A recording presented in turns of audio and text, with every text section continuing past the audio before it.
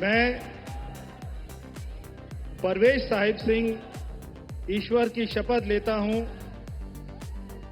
कि मैं विधि द्वारा स्थापित भारत के संविधान के प्रति सच्ची श्रद्धा और निष्ठा रखूंगा। मैं भारत की प्रभुता और अखंडता को अक्षुण्ण रखूंगा। मैं मंत्री के रूप में अपने कर्तव्यों का श्रद्धापूर्वक और शुद्ध अंतःकरण से निर्वहन करूंगा। परवेश वर्मा के समर्थक 8 फरवरी से ही इस दिन का इंतजार कर रहे थे। बस चाहत अलग थी। समर्थक चाहते थे कि परवेश वर्मा मुख्यमंत्री पद की शपथ लें। अरविंद केजरीवाल को हराने के बाद से उनकी दावेदारी सबसे मजबूत मानी जा रही थी। केजरीवाल को उनके ही गढ़ में पटकनी देने के बाद परवेश वर्मा की चर्चा दिल्ली और देश ही नहीं दुनिया भर में हो रही थी। लेकिन भारतीय जनता पार्टी और उसके सर्वोच्च नेता प्रधानमंत्री नरेंद्र मोदी ने मुख्यमंत्री चयन को लेकर एक बार फिर चौंकाया। पहली बार विधायक बनी रेखा गुप्ता को दिल्ली की कमान थमा दी। 2 बार सांसद रहे, दूसरी बार विधायक चुने गए और केजरीवाल को चित करने वाले परवेश वर्मा की दावेदारी दरकिनार कर दी गई।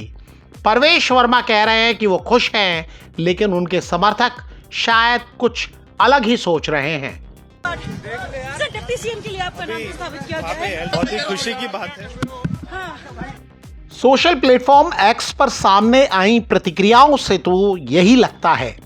अभिवत्स नाम के अकाउंट से की गई पोस्ट में लिखा गया है, sometimes it feels like the one who is popular और truly deserving doesn't become the CM. यानी कई बार लगता है कि जो लोकप्रिय हैं या फिर वास्तविकता में योग्य हैं वो सीएम नहीं बने।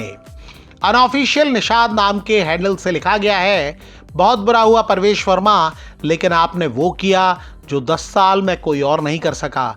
उनका इशारा अरविंद केजरीवाल को हराने को लेकर था।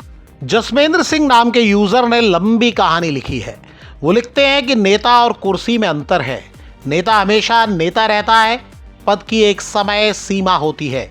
परवेश वर्मा दिल्ली चुनाव के बाद एक ऐसे नेता बनकर उभरे हैं जिसने उनकी छवि को एक लोकसभा या विधानसभा की परिधि से बाहर निकालकर पूरी दिल्ली का नेता बनाया है। वो लिखते हैं कि कोई मुझसे पूछे कि बीजेपी दिल्ली में चुनाव में कब आई, तो बीजेपी चुनाव में तब आई जब परवेश वर्मा विधानसभा के लिए केजरीवाल से 2-2 हाथ कर रहे थे और केजरीवाल की हर चाल पर उनको धोबी पछाड़ दे रहे थे। परवेश वर्मा ने साबित किया कि वो एक लीडर हैं और उदाहरण पेश करने पर विश्वास रखते हैं। परवेश वर्मा चुनावी रण में इस तरह लड़ रहे थे कि दिल्ली की जनता को विश्वास हुआ कि नहीं, केजरीवाल से पीछा छुड़ाया जा सकता है, इसको भी हराया जा सकता है।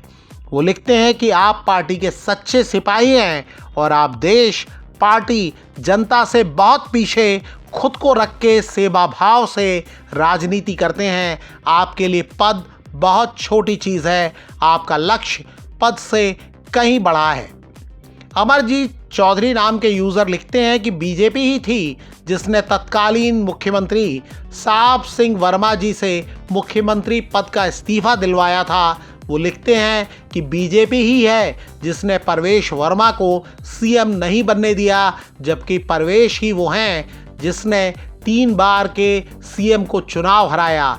तुम्हारी गलती सिर्फ इतनी है कि तुम पिछड़े और जाट समाज से हो। कई लोगों ने दिल्ली चुनाव नतीजे सामने आने के बाद दावा किया कि परवेश वर्मा जाट समुदाय को दोबारा बीजेपी के साथ जोड़ने में कामयाब रहे।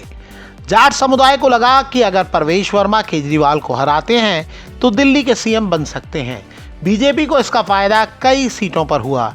परवेश वर्मा पहले भी पश्चिमी यूपी के जाटों को पार्टी से जोड़ने की कोशिश कर चुके हैं। 2022 में सांसद रहते हुए उन्होंने अपने घर पर बीजेपी के टॉप लीडर और केंद्रीय गृह मंत्री अमित शाह और जाट नेताओं की मीटिंग कराई थी। ये वो दौर था जब किसान आंदोलन को लेकर जाट नेता बीजेपी से नाराज बताए जाते थे। शुभम अग्रवाल नाम के यूजर ने भी परवेश वर्मा को सीएम न बनाए जाने पर सवाल उठाया है।